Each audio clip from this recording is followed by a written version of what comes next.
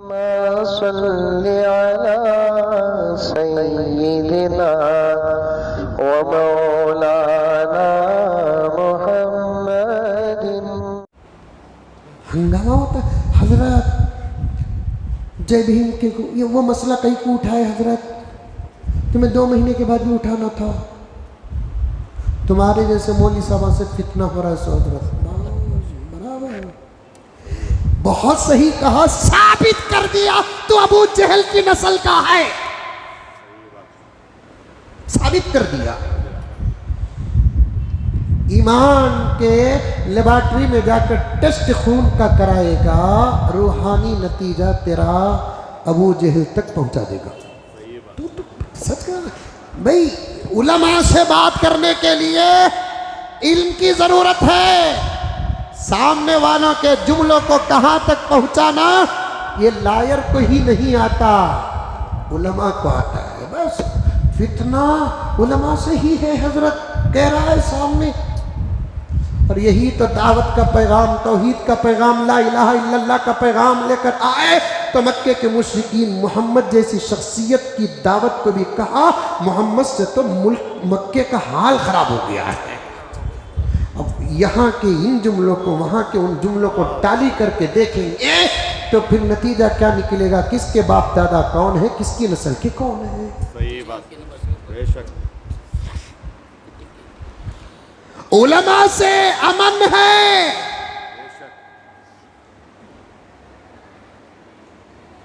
उलमा से अमन है, फितने नहीं। उलमा से प्यार है। और मैं जरा दिल को और वसी करके कहूं, सिर्फ अगर और एक दूसरे जाविये से भी जाकर देखेंगे, सारी दुनिया में अमन का निज़ाम अगर कायम है तो वो मुसलमानों से है।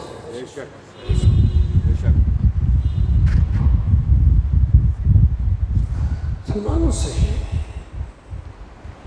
मोहम्मद रसूलुल्लाह वल्लज़ीना मअहू अशिद्दाउ अलल कुफ़्फ़ारि रुहमाउ बैनहुम, फिर अस्हाबे बदर ईमान में दाखिल हो जाने के बाद ज़रा इस मज़मून को जहन में रखो, भूलो न को अल्लाह के वास्ते। गोश्त गलगा रंगा, लाखों देखो आईनी गोश्त गलगा रंगा, टेंशन में बैठो नो को गलिया की नहीं गलिया की को भूल।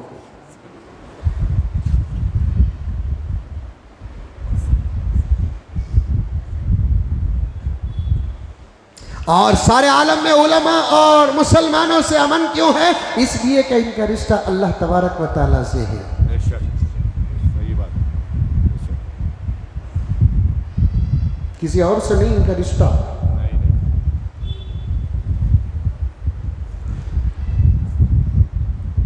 चूंकि हमारे मस्जिद उमर फारूक का मिंबर सिर्फ इलाके का मिंबर नहीं है, मुल्क की आवाज़ का मिंबर है ये, अल्हम्दुलिल्लाह।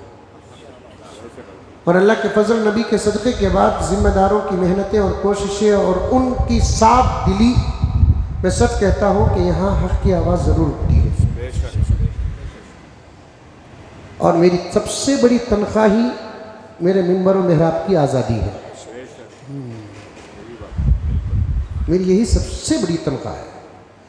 क्या मौलाना, आप खुद गवाह हैं इस बारे में, मैंने इसका इजहार कई मरतबा आपके सामने किया है। मेरी तनख्वाह सबसे बड़ी क्या है, मुझे हक बोलने की इजाज़त अल्हम्दुलिल्लाह हर मस्जिद में होगी, नहीं कहता नहीं, हमारी मस्जिद की शान कुछ और है। जिस वक्त पाबंदी लगेगी उस वक्त मेरा इस्तीफा होगा, ये तो पक्की बात है।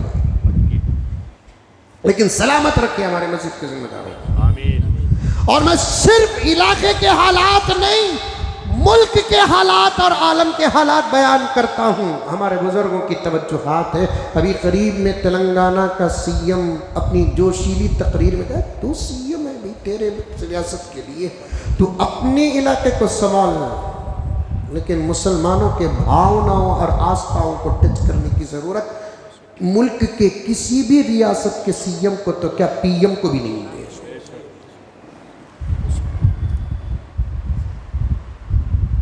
सीएम क्या पीएम को भी नहीं है। और आप जानते हैं कि ये आजिज कुरान और हदीस और हमारे अपने मजहबी किताबों के साथ साथ हालात का भी मुस्तनद मुताला करता है। अभी करीब में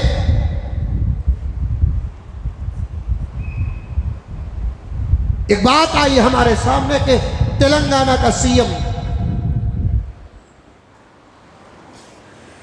जानते नहीं जानते? अरे बंबई के शाहरुख खान को जानते हैं बोले तो तेलंगाना के सीएम को क्यों नहीं जानते? दीवाने क्या? कह रहा है कि कांग्रेस है तो मुसलमान है।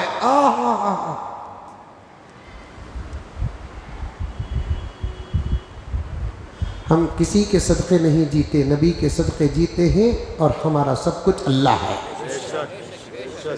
ये सिर्फ तेलंगाना के सीएम को नहीं, पूरे हिंदुस्तान के सीएमओ के टेबल तक इस बात को पहुंचाना चाहता हूं, पीएम तक पहुंचाना चाहता हूं, बड़े अदब के साथ प्रेसिडेंट ऑफ इंडिया के टेबल तक पहुंचाना चाहता हूं। मुल्क का निजाम है और निजाम के छोटे मोटे जितने ताल्लुकात हैं उसमें हमारा आपका जोड़ है, लेकिन हकीकी कनेक्शन हमारा रब्बुल आलमीन से, मोहम्मदुर रसूलुल्लाह से है।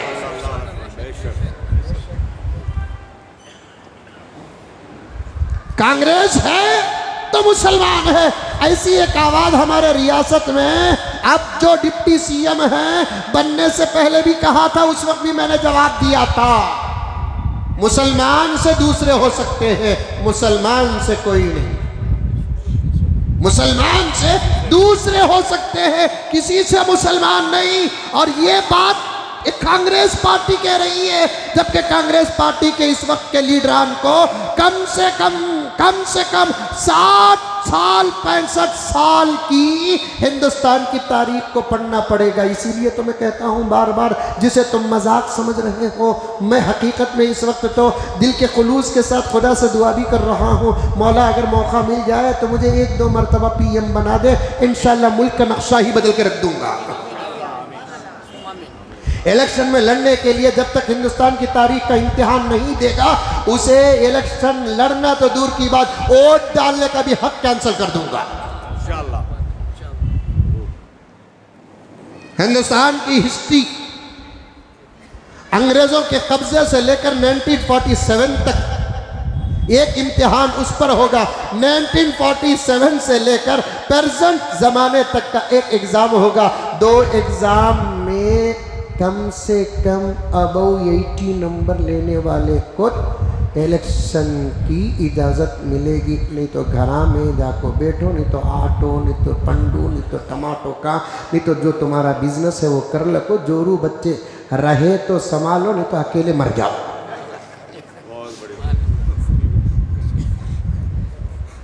क्या करेंगे? अरे रहे तो ना संभालो बोलकर बोला तो बाज लोग तो इस उम्र में पहुंच गए जिनकी जोरू ही नहीं है, अब संभालो का तो वो कहां से लेकर आएंगे? अमेज़न से मंगाएंगे क्या?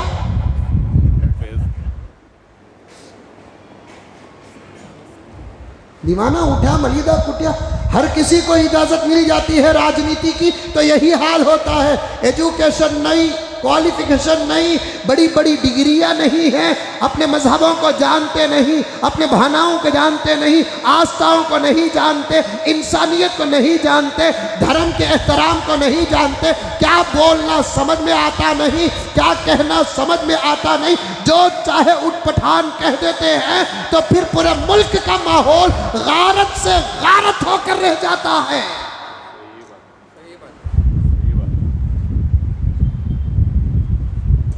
मैं तो यहां तक कहता हूं,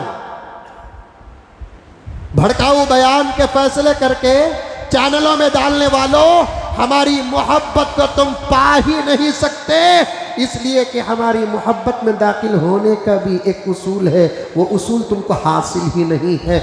हम तो यहाँ तक कहते हैं, हिंदुस्तान का मुसलमान जिसके बारे में कहा जाता है, जरा हमारे सीने के मेजरमेंट को देखो, 56 इंच का सीना नहीं है, जिसको हमारे हजरत मौलाना शाह जमालुर रहमान साहब दामद बरकातुम ने फरमाया, सीने के बड़े होने से आदमी बड़ा नहीं होता, दिल के बड़े होने से आदमी बड़ा होता है। कुछ पढ़े लिखे होते तो कहते हमारा दिल बड़ा है, लेकिन पढ़े नहीं तो कह दिए कि हमारा सीना बड़ा है।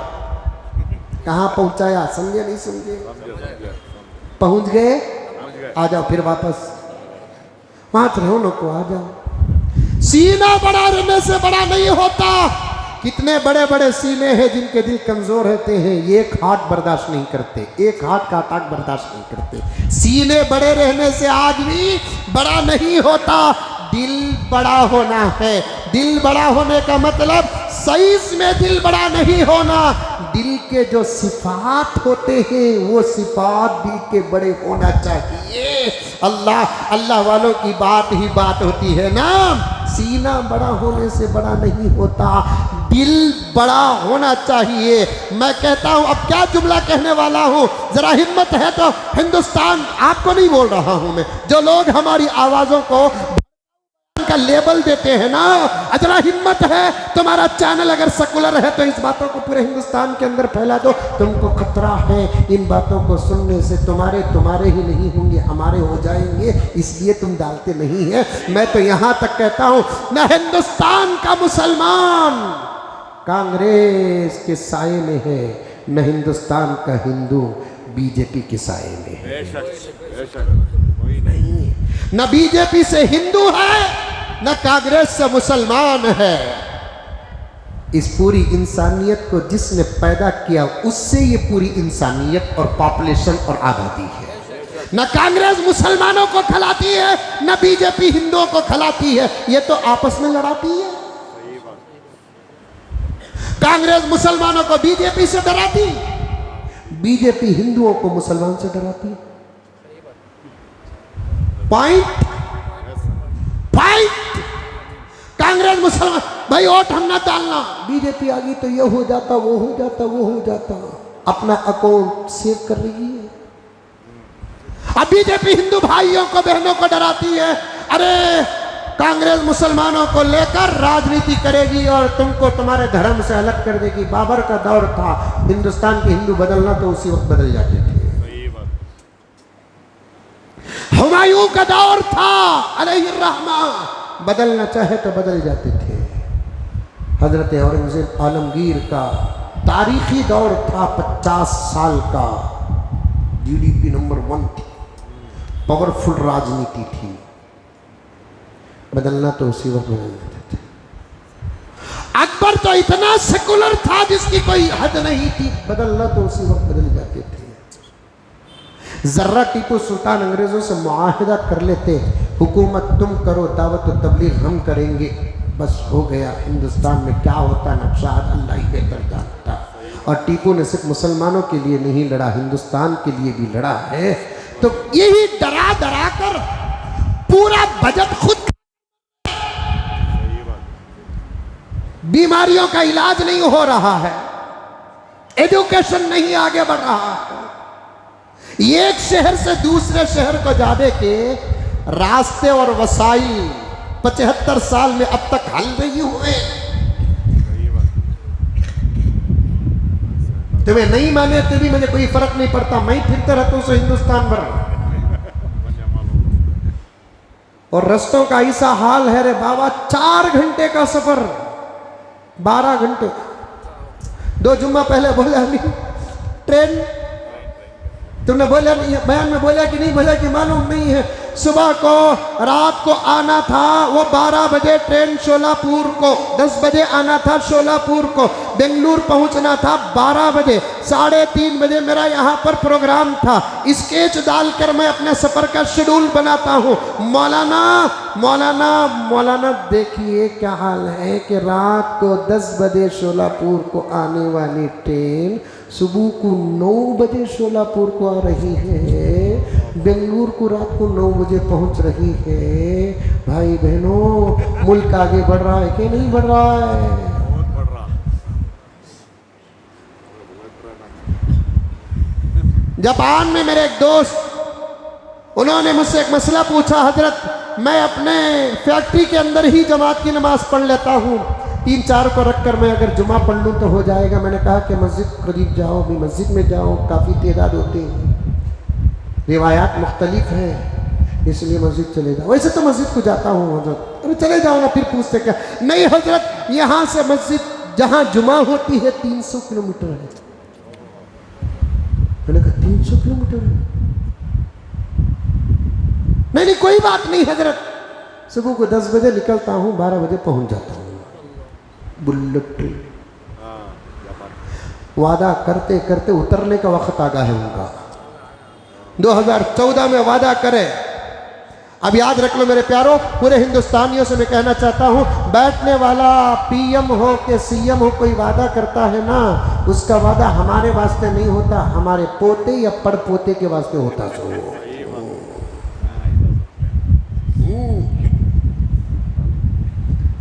2,500 रुपए में पूरे मुल्क का यात्रा कराएंगे फ्लाइट की टिकट में। बोले नहीं बोले, तुम्हें भूल गए तो भी अंकल को मैं नहीं भूलता। जिस दिन उतरते नहीं उस दिन भी मैं अकाउंट चेक करता हूं, 15 लाख आए क्या बोल को।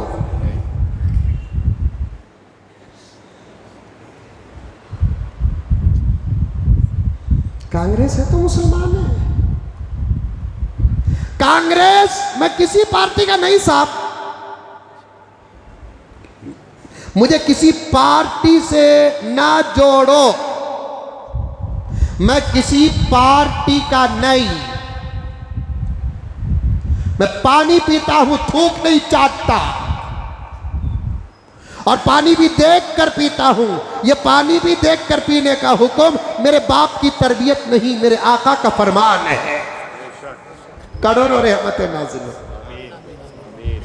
नमाज देने वाला नबी, रोजा देने वाला नबी, ज़कात देने वाला नबी, हज देने वाला नबी, कुरान देने वाला नबी, अखलाक देने वाला नबी, अल्लाह की मारिफत देने वाला नबी, नबियों की रिसालत देने वाला नबी, खुद की खत्म नबूवत का सबक देने वाला नबी। इतने चीजें देकर चले जाता तो क्या बात थी, लेकिन उम्मत को तबीयत भी देकर कहा, और कहा पानी कैसे पीना ये बताने के लिए नहीं आया, नमाज कैसे पढ़ना ये बताने के लिए आया। लेकिन चूंकि तुम्हारे लिए मैं बाप का दर्जा रखता हूं, ये मैं ना बताऊं तो फिर तुमको तुम्हारा बाप भी नहीं बताएगा। सही बात। मेरे नबी ने फरमाया, खजूर, अरे खजूर मालूम, खाओ बोलते हूं, खाते नहीं ना तुम लगा, तो मैं खाती हूँ उसके ऐसे वैसे ही। मैं चाहता हूं कि सब तुम्हारे जैसे हो। खजूर खाओ, दिन में एक खजूर तुम भी खाओ, बीड़ियां पी ले को, क्या क्या रो तुम ना कहते, तुम्हें समझो ना को भाई, तकरीर का उसूल होता है। हमारे कौम की हालत को देख देख को आधा मैं बीमार पड़ जा रहा हूँ। 2 दिन पहले रात के 2 बजे आकर मैं एक मोहल्ले में उतरिया, मोहल्ले का मेरे मोहल्ले में उतरिया साहब। मेरा मोहल्ला मालूम नहीं, मुक़द्दस मकाम।